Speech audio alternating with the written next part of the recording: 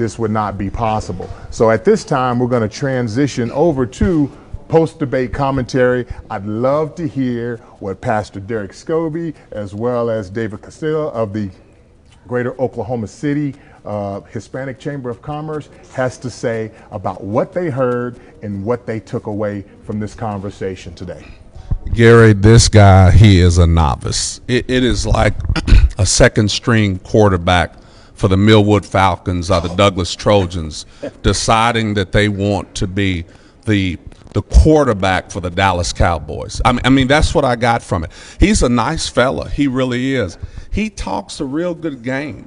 But as Lieutenant Cubitt said, this guy has never been in any leadership role or capacity ever. That was, the closing remarks were pretty pointed. I mean, I wonder if in high school he was in any type of leadership capacity. But really, this fella needs to really stay in Norman, Oklahoma, continue to try to work his way up, and maybe look to run for some type of political office. I understand that the sheriff's office of Oklahoma County, it is a politician. I understand that, but you're really not you shouldn't really be a politician in that office. You should be a law enforcement guy. That's what you should be, who has to run for the office. But this guy, he is coming off as a politician. And this, I'll close with this. I thought to myself, I said, which one of these guys would my daddy work for? That's what I asked. And my daddy was an Oklahoma City police officer from 1952 to 1981. But then, Gary, guess where he went after he left the Oklahoma City Police Department in 1981? To the Oklahoma County Sheriff's Department. Oh. So I thought to myself, I said, who would my daddy, Roscoe Conklin Scobie, work for? And it was clear. The only guy he would work for on that stage, the only one, is Waylon Cubitt. Oh, you heard it from Pastor Scobie, direct and straight to the point. I want to hear from you, Dave. You know, that was really good. I'll tell you what I kind of took away from it. Kind of exactly what you just said. Experience versus not as much experience. Okay. And so that can be bad, you know, on one side, but it can also be good too. You know, new ideas is always good, but when you have the experience, you know what to expect. Mm-hmm. So, you know, you've got experience versus not as much experience, and so the voters have to make up your mind. What is it you're looking for? And these times, the times have really changed. So you know, in the state of what's going on across, not just in Oklahoma, but across the country, we need good, strong leaders. And so, up to the voters. But think about if you're scrambling back there. You're a quarterback. You're scrambling back there in the pocket. Do you want an experienced guy back in the pocket or a novice back in the pocket? And it's the same thing with this office as sheriff. Right. Do you want an experienced guy in the pocket? I think. Or do you want a novice? I think it's important to have that experience. You know. Now he represents your team well. Yep. You know, he has the look, but can he do the job? Well, here's what I will ask. Okay, and this is, I'm going to play this because I represent a chamber, so I can't pick a side, right?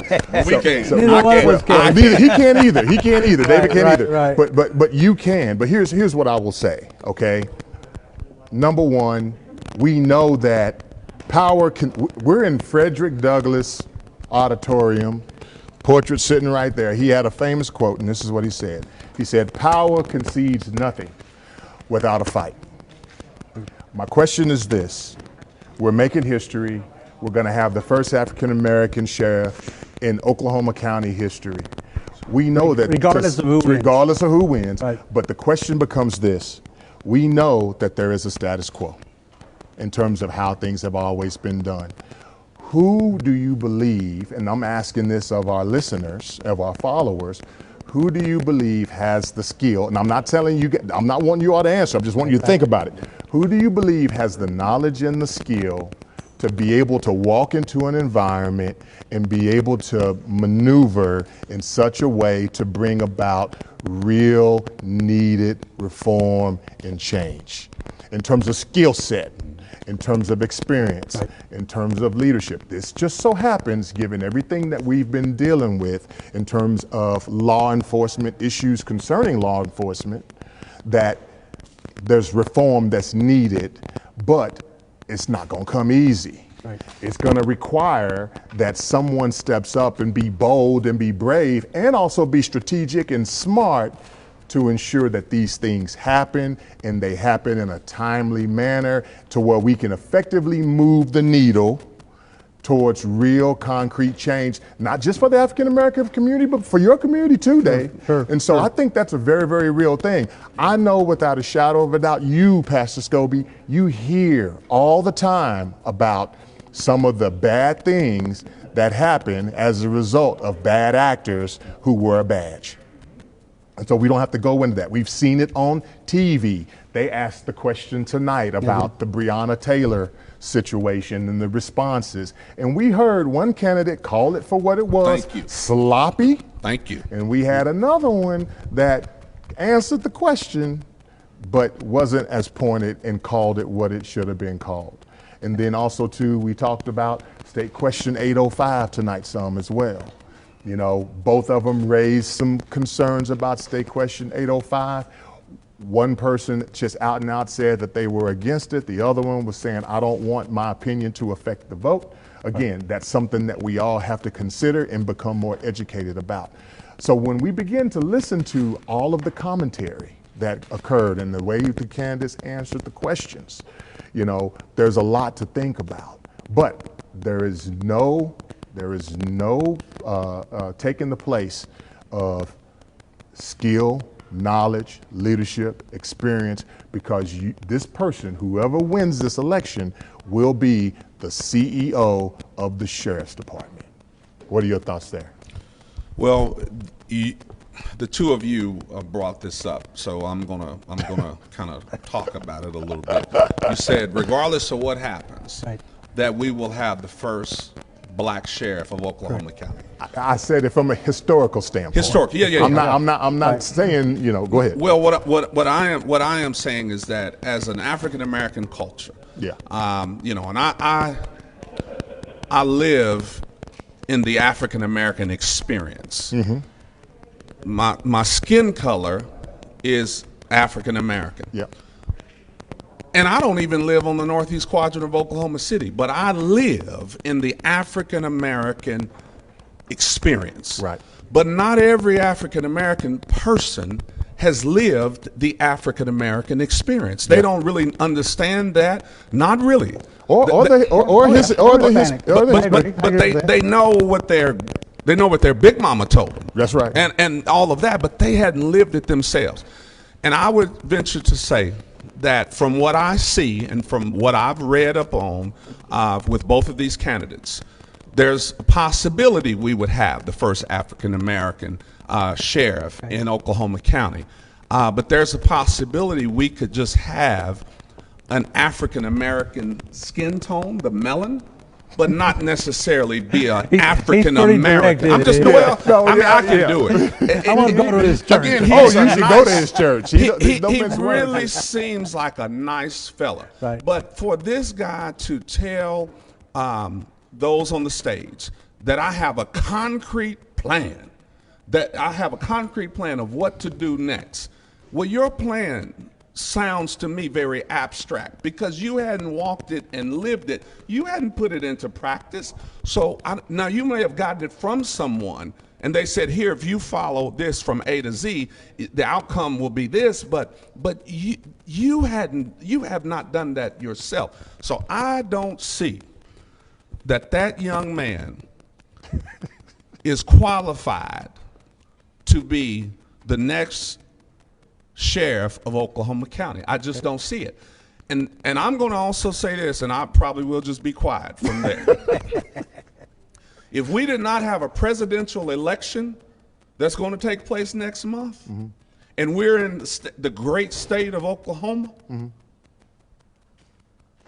chances, it would be no chance in HE double hockey sticks that he would be the next sheriff of Oklahoma County. No way. But because we're going to have so many people who are going to go out and vote, that's why you must go out and vote. You must vote. Yes, vote your conscience, but you must go out and vote for this office, because if not, by default, you may have somebody that you don't want, a Republican in that seat who does not have the same concern. Listen, Waylon Cubitt cares about my children. He cares about my church members. He cares about my church members' children. He cares about my church members who have, and this is every church, who have bad acting children. He cares about them. He's not just looking to go throw them into jail. He's looking for reform in that child's life. And I don't know that would be the case with that young man. So let me ask you something. I'll transition over to you. I mean, again, we talked about the similarities between the communities. Sure. And you two also have a significant, a high incarceration rate in the Hispanic community. Yes.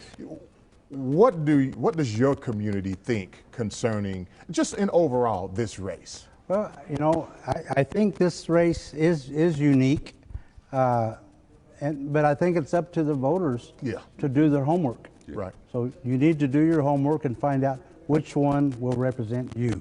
Right. I think that's so important. In the Latino community, you know, the sheriff's area or the sheriff's department is very, very touchy. There's a touchy situation there. Is it? Because there's ICE, you know, at the county jail. Okay. And so we have some issues that are actually there. Well, talk about that. And I wish they would have asked that question. They about didn't ICE. They didn't ask that question. Okay. It would have been important for the Latino community to see how both of these candidates stand on that position. Right. So, you know, maybe we can do the research and find out, you know, how they stand. Right. But those are issues that we face and that we go through on a daily basis. Right. You know, we have kids in cages on the border.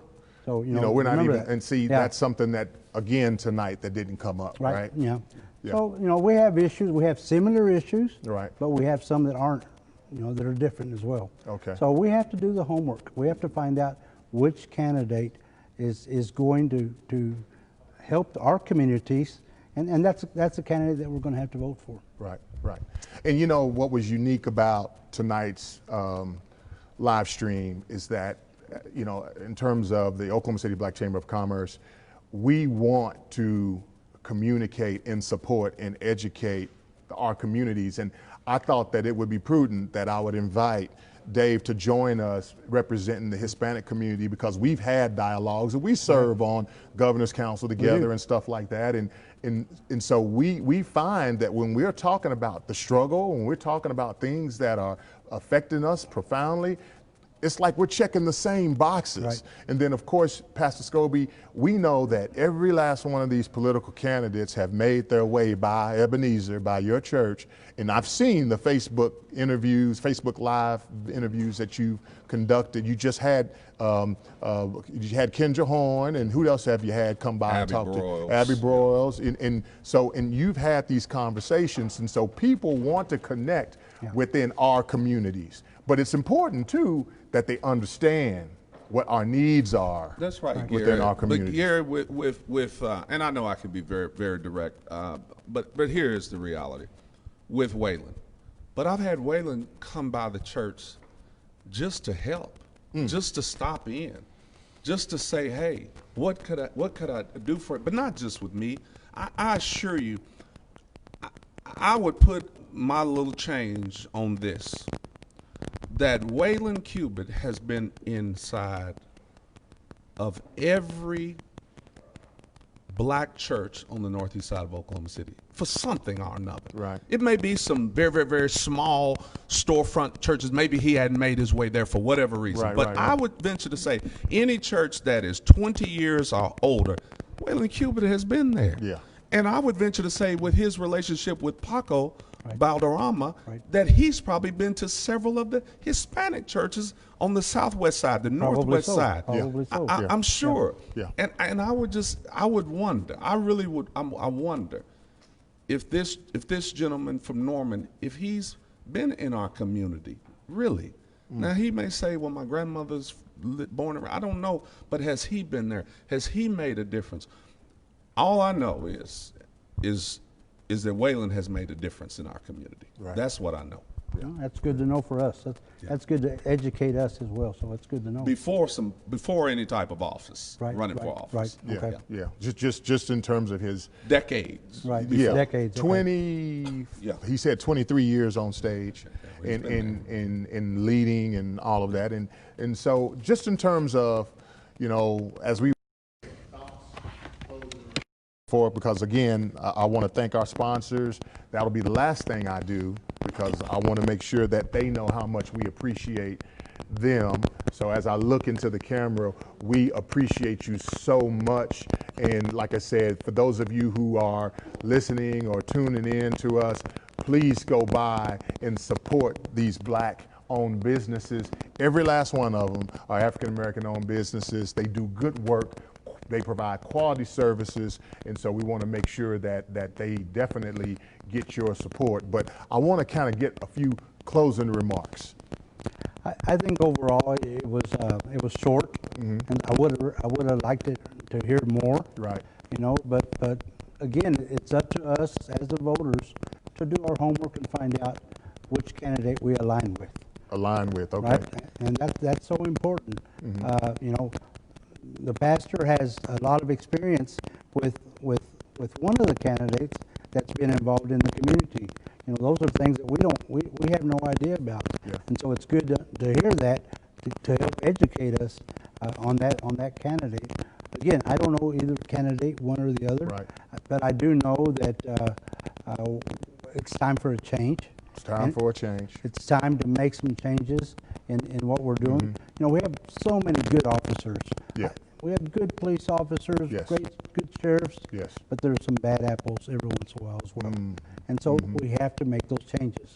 And so we need somebody strong enough to be able to make those changes.